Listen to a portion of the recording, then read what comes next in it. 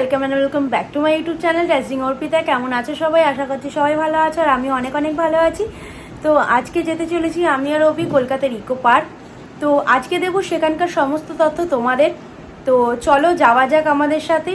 সেখানে টাইমিং অবশ্যই তোমাদের সাথে শেয়ার করবো এবং কোন দিন খোলা থাকছে কোন দিন বন্ধ থাকছে সেটাও অবশ্যই তোমাদের সাথে শেয়ার করবো। আর কী কী আছে ওখানে সমস্ত তথ্য থাকছে এই ভিডিওতে। তো ভিডিওটা সম্পূর্ণ দেখবে আর ভালো লাগলে অবশ্যই এটা লাইক করবে, কমেন্ট করবে আর আমার চ্যানেলকে সাবস্ক্রাইব করতে একদম ভুলবে না। তো তাড়াতাড়ি চলো যাওয়া যাক।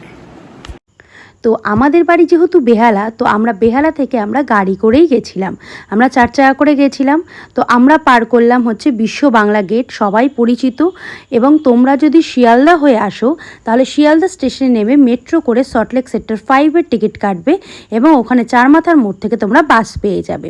তো আমরা গেট নাম্বার 1-এ এসেছিলাম এবং ওখান থেকে আমরা টিকিটটা কেটে নেব। পার পার্সনের টিকিটের কস্ট 30 টাকা। সোমবার বন্ধ এবং খোলা টাইম হচ্ছে সকাল 11টা থেকে সন্ধ্যে 7:30। তো চলো তোমাদের ঘুরিয়ে দেখাই আজকে ইকো পার্ক, যেটা 8 থেকে 80 সবার কাছে ভীষণ প্রিয় একটা জায়গা।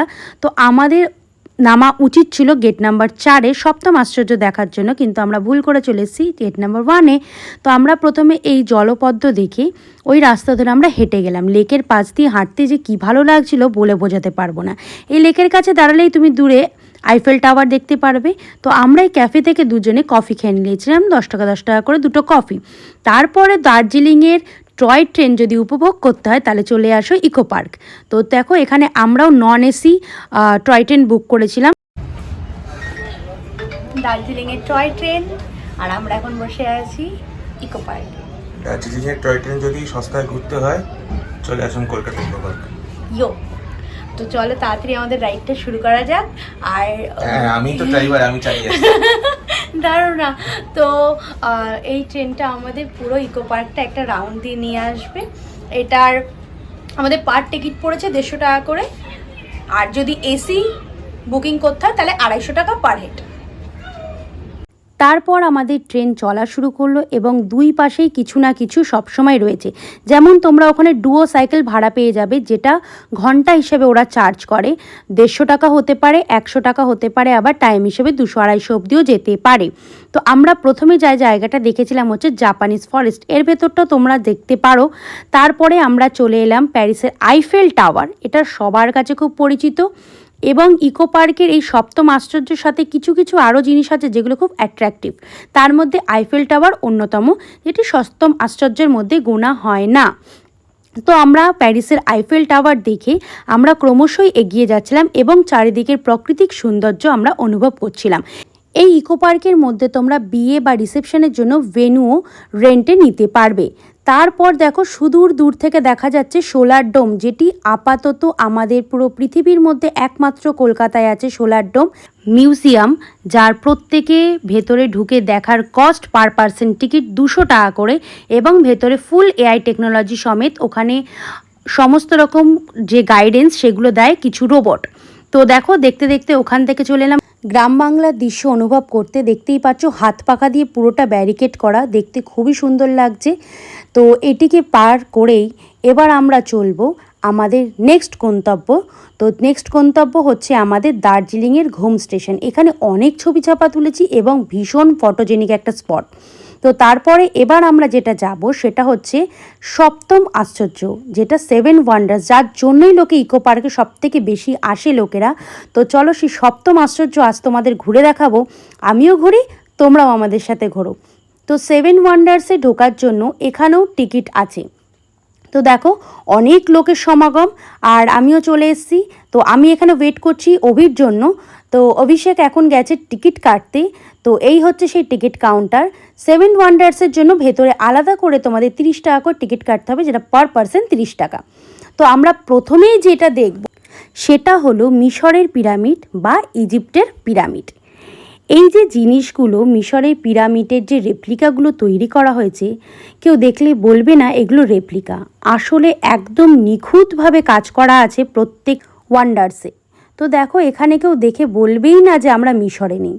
কখনো আমরা যাব মিশরে, কখনো যাব রোমে, সব জায়গাটাই ঘুরে দেখব। দেখতেই পাচ্ছ আমি সামনে দাঁড়িয়ে আছি আর আমার পেছনে আছে মিশরের পিরামিড। আমাদের মতো সাধারণ মানুষের ক্ষেত্রে পৃথিবীর 7টা জায়গায় সপ্তম আশ্চর্য জিনিস দেখা হয়তো সম্ভব না, তাই কলকাতার বুকে চলে এসেছে ইকো পার্ক, যার মধ্যে একই জায়গায় তুমি দেখে নিতে পারবে সপ্তম আশ্চর্য।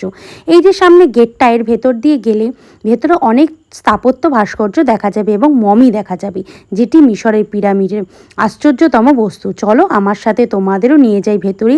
ভেতরে কি কি আছে তোমাদের দেখাবো। ভেতরটা প্রচণ্ড অন্ধকার, যে কারণে তোমরা কতটা বুঝতে পারছো আমি জানি না, কিন্তু এই যে কারুকার্যগুলো প্রত্যেকটি এত নিখুঁতভাবে তোলা, মিশরীয় সাম্রাজ্য, সেই সময়কার সমাজ ব্যবস্থা, মানুষজন, তাদের দেখতে কেমন, নানান রকমের নানান নিখুঁতভাবে কাজ করা আছে। তো দেখতেই পাচ্ছ আমি দাঁড়িয়ে আছি মমির কাছে। মমির রেপ্লিকাটা দেখলে তোমরা বুঝতেই পারবে কি আশ্চর্যতম কারুকার্য। তো এরপরে আমরা দ্বিতীয় যে জায়গাটা দেখব সেটি হচ্ছে আগ্রার তাজমহল, যেটি সম্রাট শাহজাহান তার স্ত্রী মমতাজের জন্য বানিয়েছিল। তারপর আমরা এই সেতু পার করব এবং সেতু পার করে আমরা চলে যাব 3 নম্বর জায়গায়, সেটা হচ্ছে কলোসিয়াম অ্যাম্পিথিয়েটার, যেটি রোম, ইটালিতে অবস্থিত। দেখো বাইরে থেকে কি অপূর্ব লাগছে, কি যে ভালো লাগছে। আর এখানকার প্রত্যেকটি ছবি যে এত আশ্চর্যমূলক ভালো এসছে ধারণার বাইরে। তো এখানে প্রত্যেক বাচ্চাদের স্কুলের ছুটি, শীতকালের ছুটিতে সবথেকে বেশি সমাগম হয়। আমরা সেখানে শীতকালে গেছিলাম। তো চলো এবার ভেতরটা নিয়ে যাওয়া যাক। এখানে টোটাল 50,000 থেকে 80,000 লোক ধরবে। এখানে গ্ল্যাডিটোরিয়াম প্রতিযোগিতা হতো। রোমের দাস ব্যবস্থার সময় যেসব দাসীদের হিংস্র পশুদের সামনে ফেলে দেওয়া হতো এবং তাদের মৃত্যু চোখের সামনে দেখে মজা নিত সেই সব সম্রাটরা, সেই জিনিসটাকে এখানে অতি সুন্দরভাবে তুলে ধরা হয়েছে এবং পরবর্তীকালে এই জায়গাটি ভূমিকম্পে নষ্ট হয়ে গেছে। এরপর দেখব আমরা the great wall of China, যেটি 220 খ্রিস্টপূর্বাব্দ থেকে 200 খ্রিস্টাব্দ পূর্বাব্দের মধ্যে তৈরি হয়েছিল, যেটি তৈরি করেছিল চীনের প্রথম সম্রাট সি ওয়াংতি। তো দেখতেই পাচ্ছ যেটি মহাকাশ থেকেও খুব ভালো দেখতে পাওয়া যায়, সেটি হচ্ছে চীনের গ্রেট ওয়াল অফ চায়না। তো চলো আবার ফিরে যাই আমরা ভারতবর্ষের আগ্রার তাজমহলের কাছে। এটি সবার কাছে ভালোবাসার স্মৃতিসৌধ হিসেবেই পরিচিত। তারপর আমরা যেটা দেখব সেটা হচ্ছে প্রশান্ত মহাসাগরের উপকূলে অবস্থিত চিলি শহরের ইস্টার আইল্যান্ডের মোয়াই। এই যে বড় বড় মাথা, শরীরটা ছোট, এগুলোকে মোয়াই বলে। তারপর আমরা যেটি দেখব সেটি হলো ব্রাজিলের Rio de Janeiro, Christ the redeemer. তো দেখতেই পাচ্ছ কি অপূর্ব দৃশ্য।